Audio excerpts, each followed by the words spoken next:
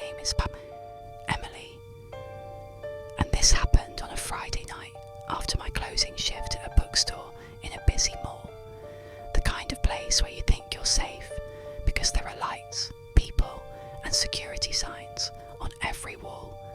I'd parked on my level B2, same row I always used, same pillar with the peeling B217 sticker. When I stepped out of the elevator, the carriage felt wrong immediately. Not empty. There were cars everywhere, but quiet in a way that didn't match the hour. The strip lights buzzed. The air smelled like warm concrete and exhaust. My footsteps echoed too clearly, as if the space was listening. I remember checking my phone. A text from my mum about dinner. I didn't answer. I kept walking, shoulder bag heavy with my apron and the little paper bag I'd bought on break. Then I heard footsteps behind me. Slow, measured, not rushing to catch up, matching me. I sped up without thinking. The footsteps sped up too. I stopped and pretended to dig through my bag, buying time, forcing myself to look casual. The footsteps stopped. My stomach tightened. I turned. A man stood several meters away, hoodie up, hands down by his sides. He wasn't moving like a lost shopper. He was waiting. His face was half in shadow, but I saw the shape of his smile. Flat, practiced. "Hey," he said, "you dropped this." He held up my phone. For a second my brain refused to accept it. I looked down at my hands. Empty. I hadn't even felt it leave my pocket. My pulse thudded once, hard. "Oh, thank you," I heard myself say, because politeness is a reflex, and fear doesn't always arrive in one piece. I stepped forward. That's when something pressed into my lower back. Not a punch, not a shove. A steady pressure, as if someone had placed a hard object exactly where it would make me obey. A voice near my ear said, almost kindly, "Don't scream." My skin went cold. I couldn't see the second person at first, only the edge of him in my peripheral vision. Dark jacket, close enough that I could smell laundry detergent and stale gum. The man with my phone nodded toward the darker end of the garage. "We're just going to walk," he said. "Easy." I tried to turn my head. The pressure increased slightly, sharp enough to send pain up my spine.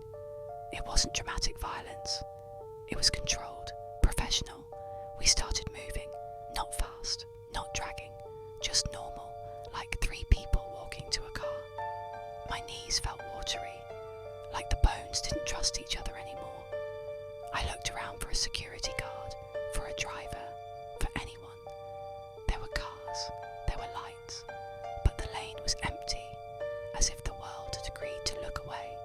They guided me to a Spessas white van, parked at the end of the row, where the lights flickered and the cameras always seemed to miss the corners. The side door was already open. Inside, bare metal floor, a blanket thrown over something, and zip ties looped neatly over the seat frame, like someone had laid out tools. I stopped at the edge. The voice behind me said, "Softer, get in." I whispered, "Please, I won't tell anyone." The man with my phone smiled wider. "We know." He stepped closer and showed me the screen. My lock screen. My face. My name at the top. Then he did something small that made everything worse. He typed my passcode. On the first try, my mouth went dry. My hands trembled so hard the straps of my bag shook. The pressure in my back guided me forward. One step, then another. The van smelled like cold metal and sweet chemical cleaner. The door slid shut with a smooth, final sound, and then the garage noise vanished. No echo, no distant engines, no more music leaking through vents, just my breathing and theirs. The van started moving. I grabbed for the door handle. There was no handle.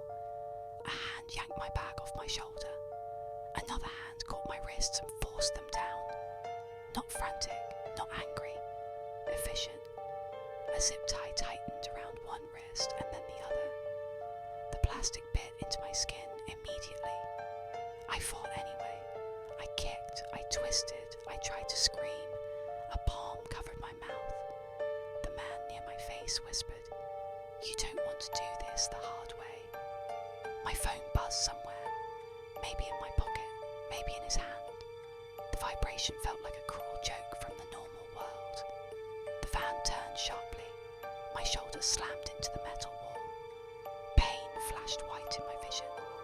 Through the tiny gap beneath the door, I saw the garage lights strode past. Then darkness. Then more light. Then darkness again, like blinking. The man who had taken my phone leaned close enough that I could see the pores on his cheek. "Listen," he said. "If you cooperate, you'll go home."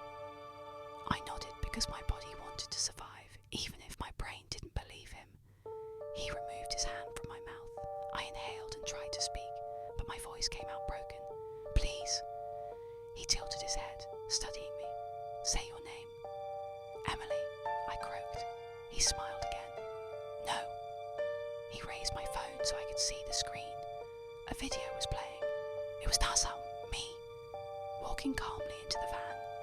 From above, from a camera angle I recognised, the ceiling camera on level B2. There was no struggle, no panic, just me stepping inside like I'd been invited. Then, the footage paused on my face, turned up toward the camera. The man tapped the screen, zoomed in. My mouth in the video moved. He played it with sound. In the recording, in my own voice, I said, "It's okay, I'm going with them." I stared at it sick. "I didn't." He cut me off. "You did." The van slowed. A soft beep sounded, like a gate. Another beep. Then the engine accelerated again. We weren't leaving the mall. We were going deeper. The driver spoke for the first time. "Time." 6 minutes, the man answered. No one noticed. My stomach dropped as if the floor fell away. 6 minutes was all it took to move a person from public to gone. The man with my phone held it toward me again. "Look," he said. The screen showed a new notification, one I'd never seen before. "Face recognised. Emily. Verified." Under it, a live feed opened. Not from my apartment, not from the mall, from the inside of the van. A camera mounted high, pointed down at me like a baby monitor. My own terrified face stared back. My wrists tied, my eyes wet, my mouth shaking. The man watched the live feed like he was checking framing. Then he typed something and hit send. My phone buzzed again.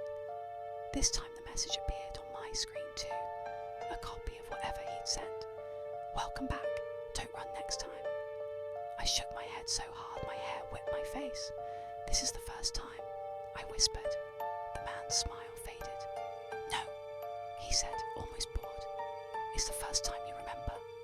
He reached into his pocket and pulled out a small plastic card. It was a staff badge, a mall employee badge, my photo, my name, my employee number. I hadn't lost it. I kept it clipped inside my bag. He turned it over.